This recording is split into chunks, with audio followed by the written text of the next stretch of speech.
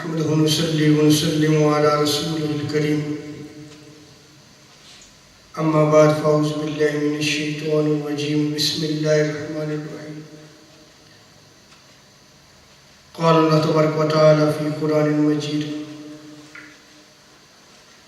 ولو أنهم إذ ظلموا أنفسهم جاءوك فاستغفروا الله واستغفر لهم الرسول لوجدوا الله توابا رحيما صدق الله مولانا العظيم مولاي صل وسلم دائما ابدا على حبيبك خير الخلق كلهم. اللہ تبارک و تعالیٰ کا بے پایان لطف و کرم اور احسان عظیم ہے کہ جس نے ہمیں اس جمعہ المبارک کی عظیم اور بابرکت محفل میں اکٹھے ہونے کی توفیق عطا فرمائی. سب سے بڑھ کر یہ کہ ہمیں دولت ایمان سے بہرمند فرمایا. آج ہمارا موضوع گفتگو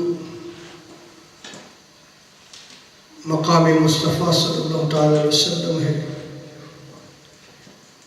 جس کے بارے میں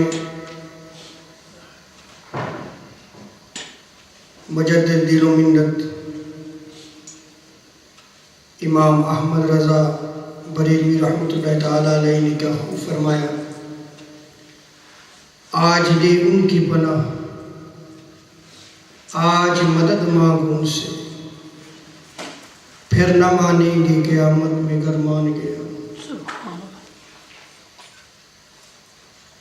پناہ سے مراد ایمان بالرسول ہے کہ تاجدار کائنات صلی اللہ علیہ وسلم پر ایمان لانا. اس پناہ سے مراد اتباع و اطاعت رسول ہے، اور اس پناہ سے مراد تاجدار کائنات صلی اللہ علیہ وسلم کو راضی کرنا ہے، اور اس پناہ سے مراد تاجدار کائنات صلی اللہ علیہ وسلم کو حاکم مان کر حضور علیہ السلام کے حکم کے سامنے سر تسلیم خم کرنا ہے. اس پناہ سے مراد تاجدار کائنات صلی اللہ علیہ وسلم کی ذات مقدسہ سے محبت کو دل میں پیدا کرنا ہے، اور اس پناہ سے مراد تاجدار کائنات صلی اللہ علیہ وسلم کی ذات مقدسہ کے ساتھ ادب، تعظیم، تکریم اور توقیر کا تعلق قائم کرنا ہے، جس کے بارے میں سیدی اعلیٰ حضرت علیہ رحمہ نے فرمایا کہ آج لے ان کی پناہ، اور آگے فرماتے ہیں کہ آج مدد مانگو ان سے. رب تعالیٰ نے قرآن مجید میں ارشاد فرمایا کہ اگر تم اپنی جانوں پہ ظلم کر بیٹھو، وَلَوْ أَنَّهُمْ إِذْ ظَلَمُوا أَنفُسَهُمْ جاؤک، تو پھر تم جو ہے وہ میرے محبوب کے در پہ چلے گئے. استغفر اللہ، اور وہاں پر جا کے اللہ سے معافی کرو. واستغفر لهم الرسول، اور اگر رسول تمہارے لیے شفاعت فرما دے، تمہاری مدد فرماتے ہوئے تمہارے لیے استغفار کریں، لوجد اللہ تواب الرحیم، تو پھر تم رب تعالیٰ کو تواب بھی پاؤ گے، یعنی توبہ قبول کرنے والا، اور رب تعالیٰ کو پھر رحیم رحم کرنے والا بھی پاؤ گے.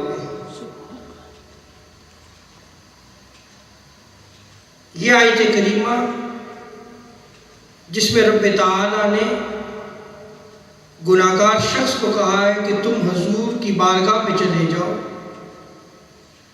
یہ حکم عام ہے. اہل سنت و جماعت کا تو عقیدہ ہم بیان کرتے رہتے ہیں، لیکن آج بعض وہ نادان لوگ جو کم علمی کے باعث، جہالت کے باعث اس کو عمل شرک قرار دیتے ہیں، میں اختصاراً انہی کے گھر کی بات کرتا ہوا اپنے موضوع پہ آؤں گا کہ ان کے اکابرین نے کیا لکھا ہے اور کیا کہتے ہیں۔ مفتی محمد شفیع دیوبندی، دیوبند کے بہت بڑے عالم دین و مفسر ہیں، آپ نے معارف القرآن میں اس آیت کریمہ کے تحت لکھا ہے کہ رب تعالیٰ نے جو ارشاد فرمایا ہے، جو حکم فرمایا ہے، اس کے الفاظ میں عموم ہے۔ جو شخص تاجدار کائنات صلی اللہ تعالی علیہ وسلم کی خدمت میں حاضر ہو جائے اور آپ صلی اللہ تعالی علیہ وسلم اس شخص کے لیے دعائے استغفار کریں تو اس کی مغفرت ضرور ہو جائے گی۔ اور آگے آپ بیان فرماتے ہیں کہ اسی طرح آج بھی یہ حکم موجود ہے۔ یہ معارف القرآن میں لکھا گیا کہ وہی حکم جو صحابہ کرام کے دور میں تھا، وہی حکم آج بھی موجود ہے۔ سو آج بھی جو گناہگار شخص بارگاہ مصطفیٰ صلی اللہ تعالی وسلم میں حاضری دیتا ہے اور رب تعالیٰ سے وہاں جا کر اپنے گناہوں کی معافی طلب کرتا ہے، اور اگر تاجدار کائنات صلی اللہ تعالی علیہ وسلم اس کے لیے استغفار کر دے تو اس شخص کی بخشش و مغفرت ہو جاتی ہے۔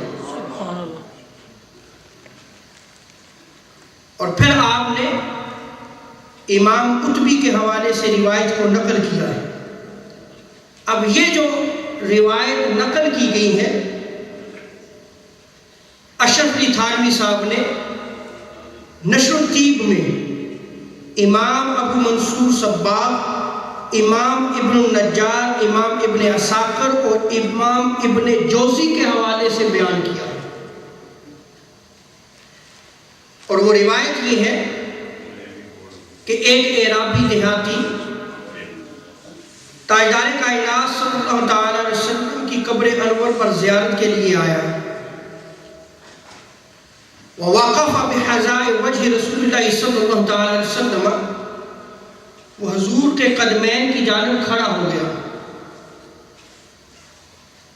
فقال،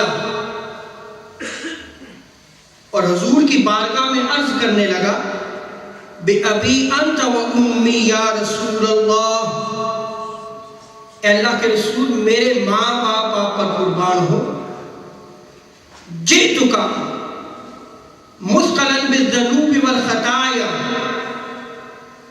اے اللہ کے رسول میں آپ کی بارگاہ میں آیا ہوں، میں گناہوں میں لت پت ہوں، میری زندگی گناہوں پہ گزری ہے،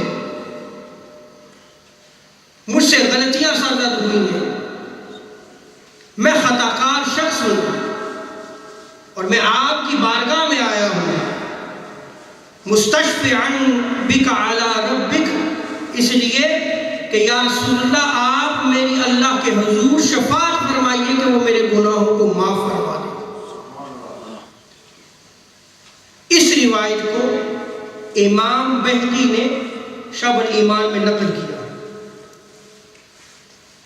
اور اسی طرح حافظ ابن کثیر جو شیخ ابن تیمیہ کے شاگرد ہیں، اور یہ تفسیر ابن کثیر مدینہ یونیورسٹی میں سبقاً پڑھائی جاتی ہے، اسی آیت کریمہ کے تحت حافظ ابن کثیر نے بھی اس روایت کو نقل کیا ہے اور اس روایت کو قبول کیا ہے، اور اس روایت سے استدلال کیا ہے، بطور ایویڈنس اس روایت کو نقل کرنے کے بعد وہ اگلی آیت کی تفسیر پہ چلے گی۔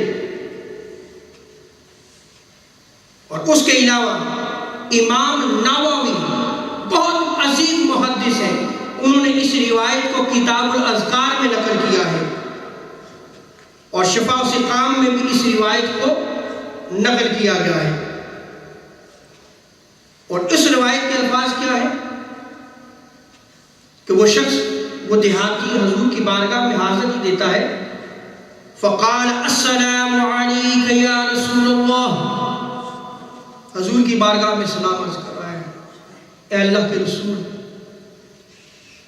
کہ بندہ ناچیز آپ کی بارگاہ میں آپ کی ذات پر سلام پیش کرتا ہے، وَقَدْ جِئْتُكَ مُسْتَغْفِرًا لِذَنْبِي مُسْتَشْفِعًا بِكَ إِلَىٰ رَبِّي، اے اللہ کے رسول، میں آپ کی بارگاہ میں اس لیے آیا ہوں تاکہ آپ میری رب کے حضور شفاعت فرمائیں، آپ میری مدد فرمائیں تاکہ رب تعالیٰ میرے گناہوں کو معاف کر دے، میرے گناہوں کو معاف کر دے۔ راوی بیان کرتے ہیں کہ وہ شخص تھوڑی دیر کے لیے سو گیا،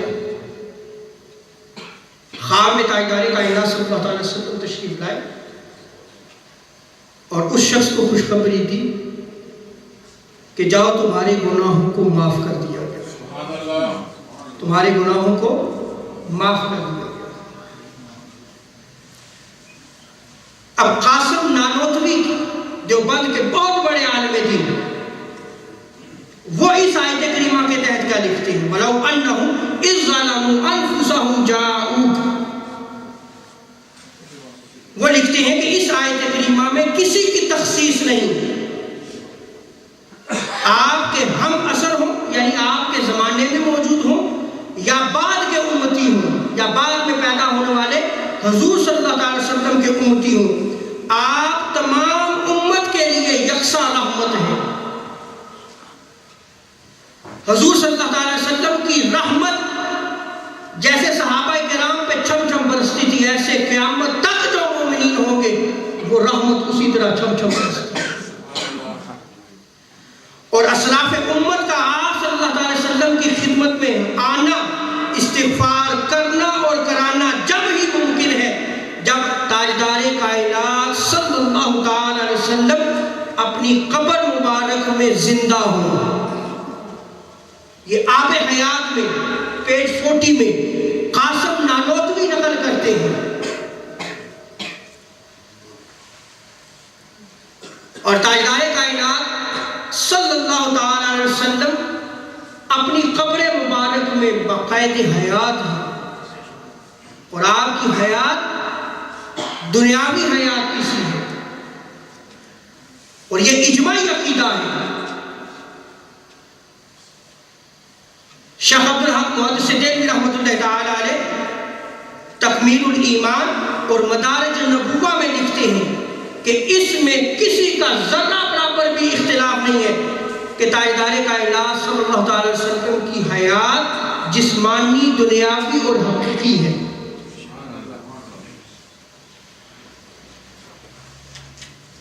اور دیوبند کے بہت بڑے عالم دین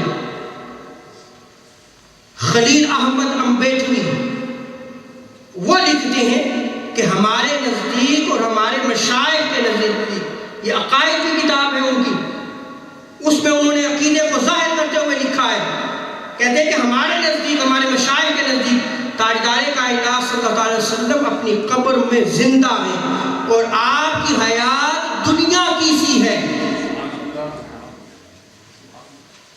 آپ کی حیات دنیا کی سی ہے۔ سو تاجدار کائنات صلی اللہ علیہ وسلم کی حیات اگر دنیا کی سی ہے، اور آپ صلی اللہ علیہ وسلم کی حیات جسمانی ہے، دنیاوی ہے، حقیقی ہے، تو جیسے صحابہ کرام آپ کی بارگاہ میں جا کر آپ سے مدد طلب کیا کرتے تھے، شرک نہ ہوا، تو آج امتی اگر تاجدار کائنات صلی اللہ علیہ وسلم سے مدد طلب کرتا ہے تو کہاں کا شرک ہو گیا؟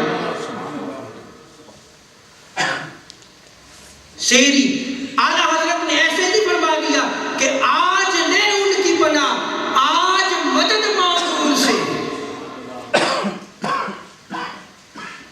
کہ اگر تمہاری زندگی گناہوں میں بسر ہوئی ہے، غلطیاں سرزد ہوئی ہیں، تو آج بھی تاجدار کائنات صلی اللہ علیہ وسلم کی رحمت کا دریا موجزن رہے۔ حضور علیہ السلام سے آج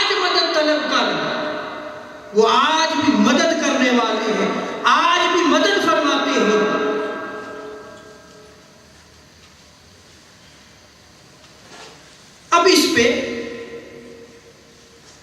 اگر آپ تھوڑی سی توجہ دیں تو اسی موضوع کو میں تسلسل سے ایک نئے ایویڈنس کے ساتھ میں یہ بیان کر رہا ہوں، اور عقیدے کو ہمیشہ جو ہے وہ سمجھنا چاہیے، اس میں توجہ کی ضرورت ہوتی ہے۔ جب آپ خیالات میں جائیں گے تو میری بات اگر مس ہوگی تو پھر جو ہے وہ عقیدے کی بات جو ہے وہ سمجھ نہیں آئے گی، کیونکہ آج اختلاف کیا جاتا ہے۔ آج اگر یہ اشتہار کی صورت میں سامنے لگایا جاتا ہے، کہتے ہیں جی اتار دیں، یہ تو جائز نہیں ہے، اور اتارنے والے وہ ہیں جنہیں خود شریعت کا علم نہیں ہے۔ بھئی جس کا شعر ہے وہ تو فقیہ ہند ہے۔ شاعر مشرق علامہ اقبال فرماتے ہیں کہ آپ اپنے دور کے ابو حنیفہ ہیں۔ یہ ان کا شعر ہے کہ آج لے ان کی پناہ، آج مدد مانگوں ان سے۔ یہ ان کا شعر قرآن و سنت سے ثابت ہے، اور جس مدد کی بات کر رہے ہیں، جو آج انکار کر رہے ہیں، ان کے اکابرین نے بھی اس کو قبول کیا ہے۔ آئیے ذرا صحابہ کرام کی زندگیوں کی طرف بھی دیکھتے ہیں کہ ان کا عقیدہ کیا تھا اس حوالے سے، اور وہ کیا بیان کرتے ہیں۔ کہ تاجدار کائنات صلی اللہ تعالی علیہ وسلم کی بارگاہ میں صحابہ کرام جو ہے وہ حاضری دیتے، اور حضور کی بارگاہ میں جا کے اب کوئی بھی انہیں پرابلم ہوتی، کوئی بھی مسئلہ پیش آتا تو صحابہ کرام حضور کی بارگاہ میں جایا کرتے تھے۔ جیسے بخاری شریف تو ٹرانسلیشن کی ہوئی ہر ایک موجود ہوگی نا، تو پڑھنا چاہیے ہمیں، کتاب الاستسقاء پڑھ لینا۔ بہت ساری روایات جو ہے وہ نقل کی گئی، اور مسلم شریف میں بھی کتاب الاستسقاء میں اس روایت کو جو ہے وہ نقل کیا گیا ہے کہ حضور صلی اللہ تعالی وسلم کی حیات مبارکہ میں جب بھی انہیں مشکل پیش آتی، بارش نہیں ہو رہی تھی، تو وہ حضور کی بارگاہ میں جاتے۔ حضرت انس بن مالک رضی اللہ تعالیٰ عنہ روایت کرتے ہیں، قال اصاب اہل المدینہ قحط علی عہد رسول اللہ صلی اللہ علیہ وسلم۔ حضور کے عہد مبارک میں مدینہ میں قحط پڑا، ایک شخص جو ہے وہ حضور کی بارگاہ میں آ گیا، اور وہ روز جمعہ تھا۔ حضور صلی اللہ علیہ وسلم اپنے منبر پر جو ہے وہ خطاب فرما رہے تھے۔ وہ شخص کھڑا ہو گیا اور کہنے لگا، یا رسول اللہ ہلاکت القرى ہلاکت الشاع۔ وہ شخص کھڑا ہو گیا، بخاری مسلم کی متفق علیہ روایت ہے، اور کہنے لگا، اے اللہ کے رسول، ہمارے مویشی ہلاک ہو رہے ہیں، ہمارے گھوڑے ہلاک ہو رہے ہیں۔ حضور کی بارگاہ میں مسجد میں کھڑا ہو کے حضور سے جو ہے وہ عرض کر رہا ہے۔ ایک آج بھی توحید کا درس دیا جاتا ہے، جس توحید میں نہ ادب رسالت ہے، نہ تعظیم رسالت ہے، نہ توقیر رسالت ہے۔ حضور صلی اللہ تعالیٰ علیہ وسلم نے منع نہیں کیا کہ بھئی تم کیا کر رہے ہو، خدا سے مانگو۔ بھئی توحید کا سبق کس نے دیا ہے؟ تاجدار کائنات صلی اللہ تعالیٰ علیہ وسلم نے دیا۔ وہ شخص صحابہ کی بھری مجلس میں کھڑا ہو کے حضور سے عرض کر رہا ہے، حضور سے مدد طلب کر رہا ہے مسجد میں، اور اس شخصیت کے سامنے جس نے توحید کو جو ہے وہ اس کائنات ارضی میں پھیلایا، جس کی وجہ سے توحید کی پہچان ہوئی، جس کی وجہ سے، جس کے وسیلے سے توحید کی معرفت ہوئی، کہ یا رسول اللہ ہمارے مویشی ہلاک ہو رہے ہیں۔ حضور نے یہاں اس روایت میں یہ نہیں فرمایا کہ جاؤ رب سے مانگو، مجھ سے کیوں مانگ رہے ہو۔ جب وہ شخص حضور کی بارگاہ میں یہ گزارش کرتا ہے، عرض کرتا ہے کہ یا رسول اللہ بارش نہیں ہو رہی، قحط ہے، ہمارے مویشی ہلاک ہو رہے ہیں، آپ ہمارے لیے دعا کیجیے۔ روایت کے الفاظ کیا ہیں؟ فَدْعُوا اللَّهَ يَسْقِينَا، یا رسول اللہ ہمارے لیے دعا کیجیے کہ اللہ تبارک و تعالی ہمیں بارش عطا فرمائے۔ یہاں پہ پھر ایک نقطہ سمجھیں، کہتے ہیں جی کہ کیا آپ دعائیں کروانے جاتے ہیں؟ اللہ سے مانگو. یہ کیا آپ ولیوں کے پیچھے پڑے رہتے ہیں؟ اللہ تو شارک سے بھی قریب ہے، اس سے مانگو. سوالات سنتے ہوں گے آپ. اب ذرا اس روایت پہ آ جائیں. وہ صحابی خود بھی دعا مانگ سکتے تھے یا نہیں مانگ سکتے تھے؟ اور کیا تاجدار کائنات صلی اللہ تعالی علیہ وسلم نے اسے روکا کہ تم کیوں مجھے دعا کے لیے کہہ رہے ہو؟ رب تعالیٰ تو شارک سے زیادہ قریب ہے، وہ حق ہے، وہ تو قریب ہے. حضور نے تو نہیں فرمایا، بلکہ حضور نے کیا کیا؟ حضور نے ہاتھ اٹھا دیا. حضور صلی اللہ علیہ وسلم نے ہاتھ اٹھا دیا. بخاری مسلم کی متفق علیہ روایت ہے.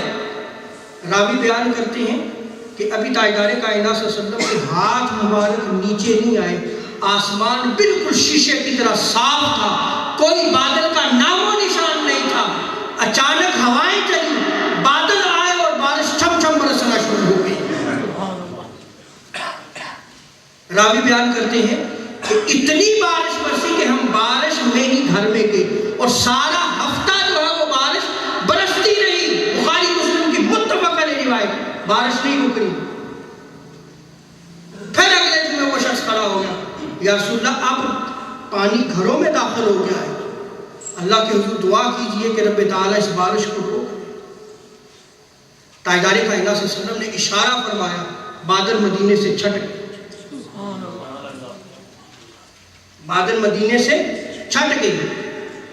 حضور کی بارگاہ میں آ کے حضور صلی اللہ تعالیٰ علیہ وسلم سے مدد طلب کر رہے صحابہ کرام.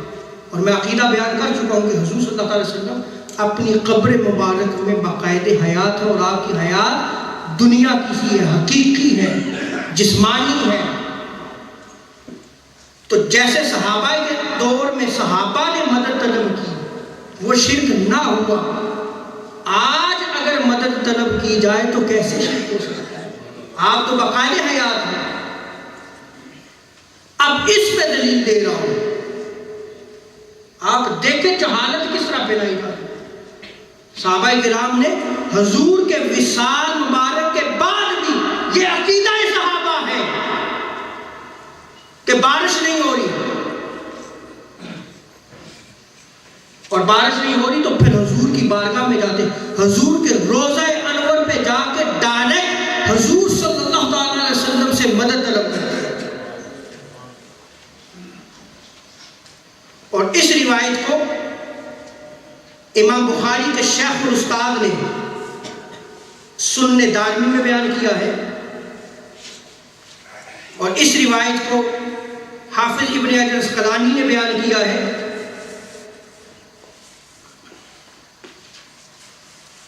اور اس روایت کو حافظ ابن کثیر نے بھی جو ہے وہ بیان کیا ہے. اور روایت نقل کرنے کے بعد امام ابن حجر اسقلانی نے اصحابہ میں نقل کیا ہے، کہتے ہیں قال روات ابن ابی شیبہ باسناد صحیح. ابن شیبہ کے حوالے سے نقل کرنے کے بعد کہتے ہیں کہ اس کی سند صحیح ہے، اس کی سند صحیح ہے. امام ابن حجر اسقلانی جرح و تعدیل کے بہت بڑے امام ہیں، کوئی مائی کا نام رد نہیں کر سکتا. انہوں نے بھی اس حدیث کو حدیث سے صحیح کہا.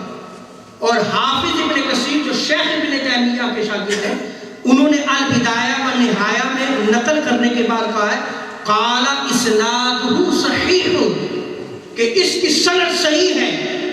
اس کے علاوہ یہ روایت امام بہقی نے دلائل النبوہ میں، امام ابن عبد البر نے الاستیاب میں، امام سبکی نے شفاء و سقام میں، امام ہندی نے کنز العمال میں نقل کیا ہے. اور وہ روایت کیا ہے؟ حضرت مالک دار روایت نقل کرتے ہیں قال اصاب الناس قحط فی زمن عمر رضی اللہ تعالی عنہ، عمر فاروق رضی اللہ تعالی عنہ کے زمانہ اقدس میں قحط پڑا. فجاء رجل الى قبر نبی صلی اللہ علیہ وسلم، ایک شخص حضور کی قبر مبارک میں آیا. میں توجہ چاہوں گا جو پہلی بخاری مسلم کی متفق علیہ روایت بیان کی ہے، وہ بھی سند صحیح کے ساتھ، کہ اس میں حضور کے زمانہ اقدس میں صحابی حضور سے مدد طلب کرنا بارش نہیں ہو رہی. پرابلم تھی نا, مسئلہ تھا ان کا, کہا تھا. سیم حضرت عمر فاروق رضی اللہ تعالیٰ عنہ کے زمانہ اقدس میں بارش نہیں ہو رہی, وہ شخص حضور کی بارگاہ میں جاتا ہے اور حضور کی بارگاہ میں جا کے کیا کہتا ہے, فقال یا رسول اللہ استسقِ لأمتک. ڈائریکٹ مدد طلب کر رہے ہیں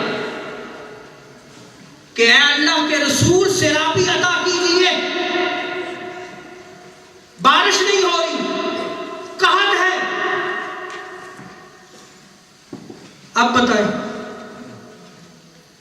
آج لے ان کی پناہ, آج مدد مانگ ان سے. یہ تو صحابہ کا عقیدہ ہے, اور صحابہ نے کوئی فرق نہیں کیا. جس فرق کو آج بیان کیا جا رہا ہے, یہ فرق آپ کو گمراہی کی طرف لے جائے گا. میں نے بحوالہ گفتگو کر دی ہے کہ اہل سنت و جماعت کا اجماعی عقیدہ ہے کہ تاجدار کائنات صلی اللہ علیہ وسلم اپنی قبر مبارک میں بقید حیات ہے, اور آپ کی حیات دنیا کی سی ہے, حقیقی ہے, جسمانی ہے. اجماعی عقیدہ ہے یہ. تو جب تاجدار کائنات صلی اللہ علیہ وسلم حیات ہے تو حضور کے زمانہ اقدس میں بھی مدد طلب کی تھی. شرک نہ ہوا. حضور کے وصال مبارک کے بعد صحابہ نے مدد طلب کی, تب بھی شرک نہ ہوا. آج اگر ہم جو ہے وہ حضور سے مدد طلب کریں تو کاہے کا شرک. اور پھر دیکھیں عمر فاروق رضی اللہ تعالیٰ عنہ کا زمانہ ہے کہ تو سے اس دور میں یہ ساری جو ہے وہ خواب نہیں ہے بلکہ حقیقت ہے. یہ عمر فاروق کی بارگاہ میں جا کے اس صحابی نے جا کے گزارش کی کہ میں حضور کی بارگاہ میں گیا ہوں, اور حضور کی بارگاہ میں جا کے میں نے یہ گزارش کی ہے. اگر یہ شرک ہوتا عمر فاروق درا نکال لیتے, مارنا شروع کر دیتے اس کو کہ تم نے ہم نے شرک کیا ہے. یہاں سے ایک اور مسئلہ بھی ثابت ہوا, قبور پہ جانا جو ہے وہ جائز عمل ہے. جیسے صحابہ کرام جا رہے ہیں اور قبور پہ جا کے اسے مدد طلب کرنا, یہ بھی صحابہ کا عقیدہ ہے. صحابہ نے تاجدار کائنات صلی اللہ علیہ وسلم سے مدد طلب کی اور کیا کہتے ہیں, فقال یا رسول استغفر امتی فانہم قد ہلکوا, بے شک یہ ہلاک ہو رہے ہیں. اس صحابی رسول سے جا کے عمر فاروق رضی اللہ عنہ کی بارگاہ میں سارا واقعہ سنایا. عمر فاروق سے جب یہ واقعہ سنا تو آپ رو پڑے. یہ صحابہ کا عقیدہ تھا. اور آگے دیکھیں کہ صحابہ کرام حضور صلی اللہ تعالیٰ علیہ وسلم کے وصال مبارک کے بعد حضور صلی اللہ تعالیٰ علیہ وسلم سے مدد طلب کیے. بہت زیادہ جو ہے وہ حوالہ جات موجود ہیں, جس میں آپ حافظ ابن کثیر کو پڑھ لیں. جب یہ جنگوں پہ جاتے تھے خالد بن وسیع, حافظ ابن کثیر نے اس کو نقل کیا ہے البدایہ والنہایہ میں. تاریخ الکامل میں اس روایت کو نقل کیا ہے. وہ نعرہ کیا لگایا کرتے یا محمد یا رسول اللہ. بہت ساری روایات میں آتا ہے کہ حضرت عبداللہ ابن مسعود, حضرت عبداللہ ابن عباس, بخاری نے ادب مفرد میں اس کو نقل کیا ہے, قاضی عیاض نے شفا میں, امام ناوی نے فیض القدیر میں, ابن سعد طبقات الکبریٰ میں, امام مزی نے تہذیب الکمال میں, بہت ساری کتب احادیث میں ان روایات کو نقل کیا گیا ہے کہ ان صحابی کا پاؤں سن ہو گیا تو وہ کیا کہتے ہیں, یا محمد یا رسول اللہ. وہ پکار رہے ہیں, مشکل میں ہوئے تو کس کو پکار رہے ہیں, اللہ کے رسول کو پکار رہے ہیں. صحابہ کرام تو حضور کے وصال کے بعد بھی مدد طلب کیا کرتے تھے. اور پھر آگے دیکھیں, یہ تو حضور صلی اللہ تعالیٰ علیہ وسلم یعنی سید اعلیٰ حضرت کیا فرماتے ہیں کہ آج لے ان کی پناہ. بھئی آج اس دنیا میں لے ان کی پناہ, آج مدد مانگ ان سے. قبر میں صرف امام بخاری اور امام مسلم کا عقیدہ بیان کرتا ہوں. سنن ابو داؤد میں جو ہے وہ 3 سوالات ہیں. امام بخاری نے صرف ایک سوال کو نقل کیا ہے اور وہ ہے کہ حضور صلی اللہ علیہ وسلم کے بارے میں پوچھا جائے گا,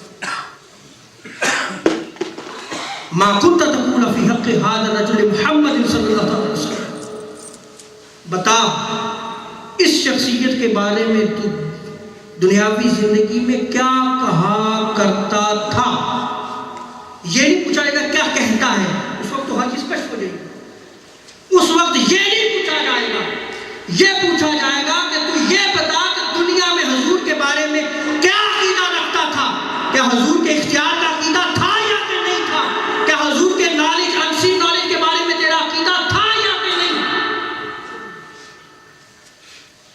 اس وقت یہ نہیں کہا جائے گا اب کیا کہتا ہے، اس وقت کہا جائے گا اب بتا کیا کہا کرتا تھا. اور اگر اس میں کامیاب ہوگا تو قبر میں کامیاب ہوگا، اور اگر اس وقت کامیاب ناکام ہو گیا تو قبر میں ناکام ہو جائے گا. اور آگے دیکھیں، یہ تو قبر ہے، روزے قیامت بخاری مسلم کی متفق علیہ روایت ہے. سارے جو ہے وہ حضور صلی اللہ علیہ وسلم ارشاد فرماتے ہیں کہ لوگ گناہوں کی وجہ سے پسینے میں ڈوبے ہوئے ہوں گے، اور سارے لوگ پریشان حال ہوں گے، اور سارے رب کی مدد کو طلب کر رہے ہوں گے. کیا ہوگا؟ کذالک استغاثوا بآدم، سارے استغاثہ غوث سے ہے. بخاری کی روایت ہے یہ کہ سارے آدم سے مدد طلب کریں گے. کس سے مدد طلب کریں گے؟ آدم سے مدد طلب کریں گے. ثم پہ موسیٰ، پھر موسیٰ سے مدد طلب کریں گے. ثم پہ محمد صلی اللہ علیہ وسلم، پھر تاجدار کائنات صلی اللہ علیہ وسلم سے مدد طلب کریں گے. اگر روزے قیامت ساری مخلوقات، سارے انبیاء حضور سے مدد طلب کر رہے ہیں اور شرک نہیں ہو رہا، اس وقت تو رب تعالیٰ کا جلوہ آیا ہوگا، اس کی قہاریت کا نظارہ ہوگا، اس کی جبوریت کا نظارہ ہوگا. وہ خالق کائنات جس سے مدد طلب کرنی تھی، لیکن جو ہے وہ ساری مخلوقات جو ہے وہ پھر انبیاء کی طرف جا رہی ہیں، اور پھر ساری مخلوقات جمع ہو کے کہاں جا رہی ہیں؟ تاجدار کائنات صلی اللہ علیہ وسلم کی بارگاہ میں جا رہی ہیں. اسی لیے سیدی اعلیٰ حضرت نے فرمایا کہ آج لے ان کی پناہ، آج مدد مانگ ان سے، پھر نہ مانیں گے قیامت کو گر مان گیا. قیامت کو مانے گا تو پھر تمہیں کوئی فائدہ نہیں ہے. سو اپنا عقیدہ صحیحہ رکھے، عقیدہ اہل سنت و جماعت کا رکھے، اور اہل سنت و جماعت کا عقیدہ قرآن و سنت سے ثابت ہے. رب تعالیٰ جو ہمیں دولت ایمان عطا فرمائے. آخر میں ایک سوال آیا ہے کہ اگر عورتیں میلاد شریف منانا چاہتی ہیں تو کس طرح منائیں، اس کی شرعی حیثیت کو واضح کریں. جی پہلی چیز یہ ہے کہ شرعی حیثیت اس کی جائز کی ہے، جیسے مرد مناتے ہیں ایسے عورتوں کو بھی منانا چاہیے. اور تاجدار کائنات صلی اللہ تعالی وسلم کا میلاد منانا جو ہے وہ حضور صلی اللہ تعالی وسلم کی محبت کو آگے نسلوں میں منتقل کرنے کے لیے علمی دلائل بہت زیادہ ہے. اور میلاد مناتے ہوئے حضور صلی اللہ تعالی وسلم کی ولادت کے تذکرے ہوتے ہیں. خود حضور صلی اللہ تعالی وسلم نے اپنی ولادت کے تذکرے صحابہ کے سامنے کیے، صحابہ نے پھر آگے جو ہے وہ تابعین کو کیے، اور آج تک یہ روایات میں نقل ہے اور یہی امر ہوتا ہے. حضور صلی اللہ علیہ وسلم کی مدح سرائی ہوتی ہے تو حضور صلی اللہ علیہ وسلم نے خود جو ہے وہ اپنی نعت سنی، بلکہ آپ نے نعت خواں کو دعا سے نوازا. جامع ترمذی کی روایت ہے، حضرت حسان بن ثابت کو جو ہے وہ دعا عطا فرمائی آپ نے، اللہم ایدہ بروح القدس، اللہ روح الامین کے ذریعے اس کی مدد فرما. حضور کے فضائل کو بیان کیا جاتا ہے، حضور نے خود اپنی فضیلتیں صحابہ کے سامنے بیان کی، پھر صحابہ نے جو ہے وہ آگے وہ بیان کی اور آج تک ہم تک پہنچی. خود تاجدار کائنات صلی اللہ علیہ وسلم کے فضائل، کمالات، معجزات صحابہ نے دیکھے اور ان کو آگے صحابہ نے جو ہے وہ بیان کیا، اور آج تک خود بھی حدیث میں بیان کیا گیا ہے. میلاد میں اس سے ہٹ کر تو کوئی چیز نہیں ہے، لہذا جو ہے وہ مرد ہو یا عورت ہو اس کے لیے میلاد منانا جو ہے وہ جائز ہے. دوسرا یہ سوال کیا گیا ہے کہ اگر عورتیں مسجد کے اندر ہوں تو کیا وہ امام کی اقتدا کر سکتی ہیں؟ ہاں بالکل کر سکتی ہیں.